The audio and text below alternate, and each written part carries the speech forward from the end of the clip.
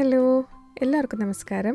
ഇന്ന് നമ്മൾ ഉരുളക്കിഴങ്ങും അവിലും ഉപയോഗിച്ചിട്ട് വളരെ എളുപ്പത്തിൽ തയ്യാറാക്കാൻ പറ്റാവുന്ന ഒരു ഈവനിങ് സ്നാക്കിൻ്റെ റെസിപ്പിയാണ് ഷെയർ ചെയ്യുന്നത്. നമുക്കിത് എങ്ങനെ ഉണ്ടാക്കുന്നത് നോക്കാം. അപ്പോൾ അതിന് വേണ്ടിയിട്ട് ഞാൻ 1 കപ്പ് അവിൽ എടുത്തിട്ടുണ്ട്. നമ്മൾ സാധാരണ നേരിയ അവിലാണ് ഇപ്പോൾ എടുത്തേക്കുന്നത്. അപ്പോൾ നമുക്ക് ഈ അവിലൊന്ന് മിക്സിയിലിട്ടിട്ട് നല്ലപോലെ ഒന്ന് പൊടിച്ചെടുക്കാം. അപ്പോൾ അവിലൊന്ന് തണുത്തിരിക്കുന്ന അവിലാന്നുണ്ടെങ്കിൽ ഒരു പാനിലിട്ടിട്ട് ചെറുതായിട്ടൊന്ന് ചൂടാക്കിയതിന് ശേഷം പൊടിച്ചെടുത്താൽ മതിയാകും. അപ്പോൾ ഞാൻ അവിൽ നല്ലപോലെ പൊടിച്ചെടുത്തിട്ടുണ്ട്. ഇനി നമുക്കിത് സൈഡിലോട്ട് മാറ്റി വയ്ക്കാം. ഇനി നമുക്ക് വേവിച്ച ഉരുളക്കിഴങ്ങാണ് വേണ്ടത്. അതിന് വേണ്ടിയിട്ട് ഞാനൊരു ഇടത്തരം സൈസിലുള്ള ഉരുളക്കിഴങ്ങ് 4 എണ്ണം വേവിച്ച് ഉടച്ചെടുത്തിട്ടുണ്ട്. അപ്പോൾ നമ്മൾ കപ്പ് സൈസിൽ നോക്കുവാണെങ്കിൽ ഒരു 1.5 കപ്പോളം വരും ഇത്. ഇനി നമുക്കിതിനകത്തേക്ക് 1/2 ടീസ്പൂൺ ഉപ്പ് ചേർത്ത് കൊടുക്കാം. പിന്നെ അതിൻ്റെ കൂടെ തന്നെ ഒരു 1/2 ടീസ്പൂൺ ഇഞ്ചി പേസ്റ്റ്, പിന്നെ ചില്ലി ഫ്ലേക്സ് 1 ടീസ്പൂൺ.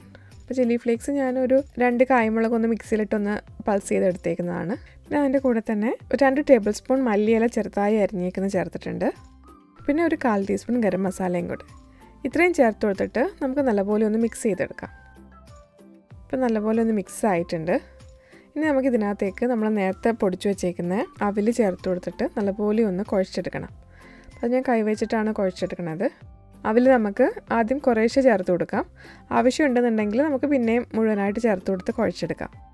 ഇപ്പോൾ എനിക്ക് 1 കപ്പ് കറക്റ്റായിട്ട് അവിൽ വേണ്ടി വന്നിട്ടുണ്ട്. അപ്പോൾ ഞാൻ മുഴുവൻ ചേർത്ത് കൊടുത്ത് കുഴച്ചെടുക്കുന്നുണ്ട്. കയ്യിൽ ഒട്ടിപ്പിടിക്കാത്ത രീതിയിൽ നമുക്ക് ഇത് കുഴച്ചെടുക്കണം.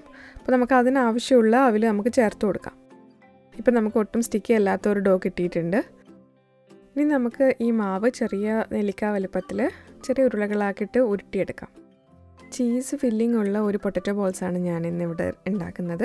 അപ്പോൾ അതിന് വേണ്ടിയിട്ട് ഞാൻ മോസറല്ല ചീസ് കുറച്ച് ക്യൂബ്സായിട്ട് കട്ട് ചെയ്ത് എടുത്തിട്ടുണ്ട്. നമ്മുടെ ചീസ് ഇല്ലയെന്നുണ്ടെങ്കിൽ നമ്മുടെ ഈ ഉരുളക്കിഴങ്ങിൻ്റെ മിക്സ് സാധാരണ ഒരു ചെറിയ നെല്ലിക്ക വലുപ്പത്തിൽ ഉരുട്ടിയിട്ട് നമുക്ക് ഫ്രൈ ചെയ്തെടുക്കാവുന്നതാണ്.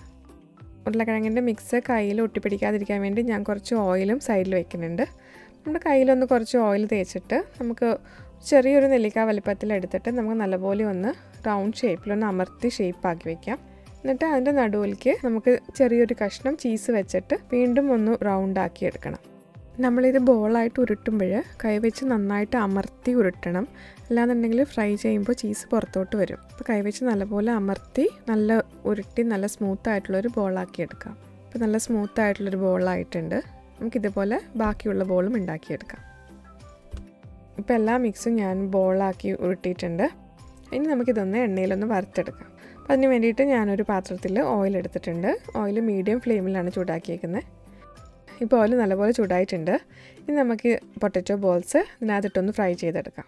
ഉരുളക്കിഴങ്ങൊക്കെ വേവിച്ച് ഉരുളക്കിഴങ്ങ് ആയതുകൊണ്ട് ഒരുപാട് നേരം കുക്ക് ചെയ്യേണ്ട ആവശ്യമില്ല.